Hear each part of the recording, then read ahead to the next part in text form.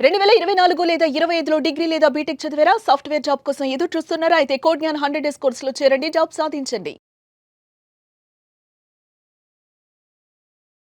నమస్కారం మేడం.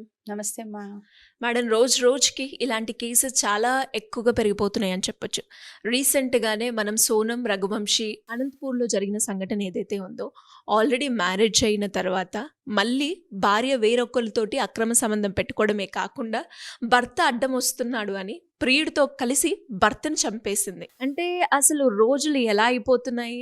ఒక్కసారి మనము సైకాలజీ పరంగా మనం మాట్లాడుకుంటే వాళ్ళకి అంటే ఏ సందర్భాల్లో వాళ్ళ మైండ్ సెట్ ఎందుకు ఇలా మారుతుంది? ఇలా మారడమే కాకుండా ఒకళ్ళని చంపే ప్రయత్నం చేసి అంటే చట్టాలున్నాయి, నేనది చేస్తే తప్పు అని నన్ను శిక్షిస్తారు అన్నవి ఇలాంటివి ఏమి గుర్తు రాకపోవడానికి గల కారణాలేంటి మేడం? ఎనకాల ఏం జరిగి ఉంటే వీళ్ళు ఇలాంటివి చేసే ప్రయత్నం చేస్తారు మ్యామ్? చాలా ఉంటాయి. జనరలీ మనము చూస్తూ ఉంటాము. పెళ్ళిళ్ళు ఎలా చేస్తారు? మన స్థాయి, అలాగే మన కులం, మన మతం, కట్నాలు, కానుకలు, పరువు, ప్రతిష్ట ఇలాంటివన్నీ చూస్తాం. చూసినప్పుడు అమ్మాయికి ఇష్టమా? అబ్బాయికి ఇష్టమా? ఇష్టం ఉందా లేదా? వీళ్ళకి ఎవరైనా వెనకాల పెళ్ళికి ముందు ఎవరైనా ఇష్టపడ్డారా? మనం ఇవేమీ ఆలోచించం. అప్పటిదాకా చదువులో నీ ఇష్టం, డ్రెస్‌లో నీ ఇష్టం, ఫ్రెండ్స్ నీ ఇష్టం, కాలేజ్ నీ ఇష్టం అని చాలామంది ప్రిఫరెన్స్‌లు ఇస్తారు. ఇది నచ్చలేదంటే అది అలాగా. సో, పెళ్లి దగ్గరికొచ్చేసరికి మళ్ళీ మన పరువు, మనం చెప్పిందే వినాలి. ఇలా చాలామంది పేరెంట్స్ ఉంటారు. మీరు అప్పుడు మిర్యాలగూడ సంఘటన తీసుకున్నా కూడా పరువు హత్య. హ్మ్. సో, అప్పుడు అప్పుడు తల్లిదండ్రులు ఒకలా ఆలోచిస్తే, ఇప్పుడు పిల్లలు ఇంకోలా ఆలోచిస్తున్నారు. సో, మీరన్నారు సోనం రఘువంశీ. దాంట్లో మనకి న్యూస్‌లో కూడా వస్తుంది. ఆ అమ్మాయి పెళ్ళికి ముందే నాకిష్టం లేదు అని చెప్పినా సరే పేరెంట్స్ ఫోర్స్‌గా బలవంతంగా చేయడం జరిగింది. ఫోర్స్‌గా చేశారు. ఇప్పుడు మీరు ఇంకొకటి అనంతపూర్ సంఘటన అన్నారు. దాంట్లో ప్రియుడితో కలిసి భర్తను చంపేసింది అని. హ్మ్. సో, అక్కడ రీజన్స్ వెనక ఇలా చెప్పుకుంటే ఇవుండొచ్చు పేరెంటల్ వైపు నుంచి. పెళ్లి చేసుకున్నాక హ్మ్.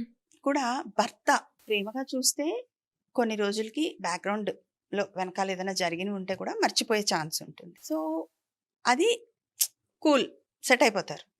అదే గనక ఇక్కడ భర్త తాగి రావడము, హ్మ్. లేకపోతే ఈ అమ్మాయిని అనుమానించడము, లేకపోతే మర్యాద ఇవ్వకపోవడము, ప్రేమగా చూడకపోవడము. ఎందుకంటే ఎవరైనా సరే పెళ్లిలోకి ఎంటర్ అయినప్పుడు ఒక ఫ్రెండ్‌షిప్‌ని అన్నీ కోరుకుంటారు. ఒకవేళ శారీరకంగా హింసలోకి వెళ్ళినా, తాగొచ్చి అలా హింసించినా, సో మిమ్మల్ని ఫైనాన్షియల్ పరంగా ప్రతిదీ మీ మీద ఆధారపడి అడుక్కునే స్థితి తీసుకొచ్చినా, అంటే ఏం జరిగిందో వాళ్ళ మధ్యలో తెలీదు. ఇప్పుడు రఘువంశీ లేడు చెప్పడానికి. ఓకే. అదక్కడ క్లియర్‌గా తెలుస్తోంది. ఆ అమ్మాయి పెళ్ళికి ముందు ఇష్టపడింది అనేది. ఇక్కడ అనంతపురంలో హస్బెండ్ లేడు. ఆల్రెడీ అతన్ని చంపేశారు. చనిపోయాడు. సో, తన వెర్షన్ ఏముండేదో మనకు తెలీదు. సో, ఈ అమ్మాయి ఏం స్ట్రగుల్ అయిందో ఈ కోణంలో కూడా ఆలోచించాలి కదా! ఎందుకింత క్రూయల్‌గా తయారవుతున్నారు అంటే, ఇప్పుడు పిల్లల్ని పెంచేటప్పుడు చాలా మనం ఏమంటామంటే ఇన్‌స్టంట్ గ్రాటిఫికేషన్ అంట. అడగంగానే అన్నీ అమర్చేస్తున్నాం తల్లిదండ్రులు. అవునా! నా చిన్నప్పుడు ఇది లేదు. నువ్వు కోరుకుంటున్నావా? లేతే వాళ్ళు కోరుకోక ముందే తెచ్చి వాళ్ళ చేతిలో పెట్టేస్తున్నాం మనం. సో, నాకన్నీ దొరికిపోతాయి. నాకన్ని చోట్ల ఇలాగే జరుగుతుంది. సో, ఈ అమ్మాయి వెళ్ళిన చోట ఆ అబ్బాయి దగ్గర నుంచి ఆదరణ లేకపోయినా తట్టుకోలేదు. అలాగే ఏదైనా అవమానించినా తట్టుకోలేదు. సరిసమానంగా చూడకపోయినా తట్టుకోలేదు. ఇవన్నీ ఏమైపోతాయి? పైలప్ అయిపోతాయి ఎమోషన్స్. ఎవరో మీతో కొంచెం మంచిగా మాట్లాడారనుకోండి, మీరు వాళ్ళతోటి అట్లా లీన్ అయిపోతాం. సో, వాళ్ళకేంటి ప్రియుడుగా వచ్చిన వాడికి ఇంటి బాధ్యత ఉండదు కదా! హ్మ్. కాసేపు ఎంజాయ్ చేసి వెళ్ళిపోతాడు. అది ఇక్కడున్న ఈ అమ్మాయికి అర్థమవ్వాలి. ఇది బాధ్యత, ఇది బంధమా, ఇది నిలిచేదా, కాదా అని. కాకపోతే ఏంటి ఇక్కడ పైల్డ్ అప్ ఎమోషన్స్ అంటే కొన్ని ఇలా పేరుకుపోయి ఉన్నాయి కదా! ఆ ఎమోషన్స్ మధ్యలో ఏమవుతుంది, ఎప్పుడు ఎక్కువ ఆడపిల్లలు ఏంటి అంటే ప్రేమగా మాట్లాడితే, కొంచెం పొగిడితే, ఇప్పుడే కాదు సృష్టికి అనాదిగా ఉన్నది. సో, అది కోరుకుంటారు. అది మీకు రావాల్సిన వాళ్ళ నుంచి రాకుండా ఎవరి నుంచో వస్తోందనుకోండి, ఇక్కడ వీళ్ళు చాలా పెద్ద అడ్డంగా కనిపిస్తారు. పైగా నేను కోరుకున్నది నాకు దక్కట్లేదు. నాకిక్కడ ఇక్కడ ఇక్కడ ఇష్టం చూపిస్తున్నారు. నాకిక్కడ ప్రేమ చూపిస్తున్నారు. ఇది నాకు దక్కట్లేదు. ఈ దక్కట్లేదు అనే భావం పెద్దగా పెరిగిపోయినప్పుడు వాళ్ళ మైండ్‌లో ఇంకేమీ రాదు. మీరన్నారు పోలీసులు, చట్టాలు. ఏం వాళ్ళు మాత్రం న్యూస్ వినట్లేదా? కేసెస్ చూడట్లేదా? టీవీ చూడరా? వినరా? స్క్రోలింగ్ చూడరా? అన్నీ చూస్తారు. కానీ వాళ్ళ మైండ్ అంతకు మించి ఆలోచించలేదు. హ్మ్. నాకిది కావాలి అంటే ఒక చిన్న పిల్లోడు మంకు పట్టు ఉంటుంది చూసారా? అలా ఉంటుంది అంతే వాళ్ళ మనసు. దాన్ని దాటి ఆలోచన, విచక్షణ ఉంటే ఇక్కడ దాకా రాదు కదా! సో, ఇక్కడ ఒక అమ్మాయినే మనం హైలైట్ చేస్తూ వెళ్తున్నాం. మరి అబ్బాయిలు చేసేవి? మనకి చూడండి, ఒక ట్రావెల్ జరిగింది. ఒక ట్రావెల్ జరిగినప్పుడు ఒక బస్సో, వ్యానో యాక్సిడెంట్ అయింది. దాన్ని స్క్రోలింగ్‌లో మీరు రోజులో 24 గంటలు మీకు ఇంకొక న్యూస్ వచ్చేదాకా ఇదే చూపిస్తూ ఉంటాం. కానీ అదే రూట్‌లో 10,000 బస్సులో, వ్యాన్‌లో చక్కగా వెళ్ళినాయి అనే న్యూస్ మనం చూపించాం. మనకి సెన్సేషనల్ కావాలి. మనకి అంటే దాన్ని ప్రేరేపిస్తున్నామా తెలీదు, ప్రోత్సహిస్తున్నామా తెలీదు, ఇలా చెయ్యొద్దు అని నేర్పుతున్నామా తెలీదు, ఇలా జరుగుతాయి అని చెప్తున్నామా కూడా తెలీదు మనకి. సో, అమ్మాయి చేసింది అంటే హైలైట్ చేసి మనం ఇంత మాట్లాడుకుంటున్నాము. దాని వెనకాల రీజన్స్ మనం ఎవరం కూడా మాట్లాడట్లేదు. ఎందుకు చెయ్యవలసి వచ్చింది? అంటే ఇప్పుడు ఈ సైకలాజికల్‌గా పోనీ ఏమన్నా తేడా ఉందనుకోండి. ఇఫ్ తనేమన్నా సైకలాజికల్ డిజార్డర్స్ మీరన్నట్టుగానే తేడా వచ్చింది మేడం. వచ్చినప్పుడు అక్కడి నుంచి మూవ్ ఆన్ అవ్వడమో, లేదంటే వదిలేసి వెళ్ళిపోవడమో ఇలాంటివి చేయాలి గానీ, చంపడం వరకు వెళ్తున్నారు అంటే దాన్ని ఎలా అర్థం చేసుకోవాలి?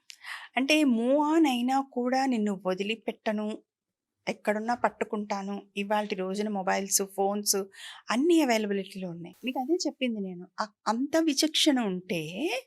అంత విచక్షణ ఉంటే మెచ్యూరిటీ అంటాం. మానసిక పరిపక్వత అంటాం కదా! ఆ పరిపక్వత లేని వాళ్ళే చేస్తారు ఇవన్నీ.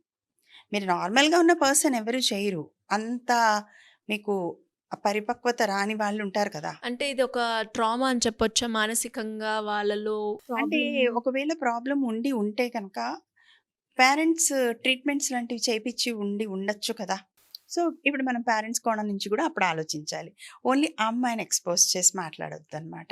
ఇంతకుముందు ఏమన్నా ఉన్నాయా? మీరు చూసిన తర్వాత కూడా ఎందుకు పెళ్లి చేశారు? ఇలాంటివి మనం వాళ్ళ నుంచి కూడా తీసుకోవచ్చు. ఓన్లీ ఒక్క అమ్మాయిని టార్గెట్ చేయలేం. ఏదైనా ఒకటి జరిగిందంటే so many reasons will be there.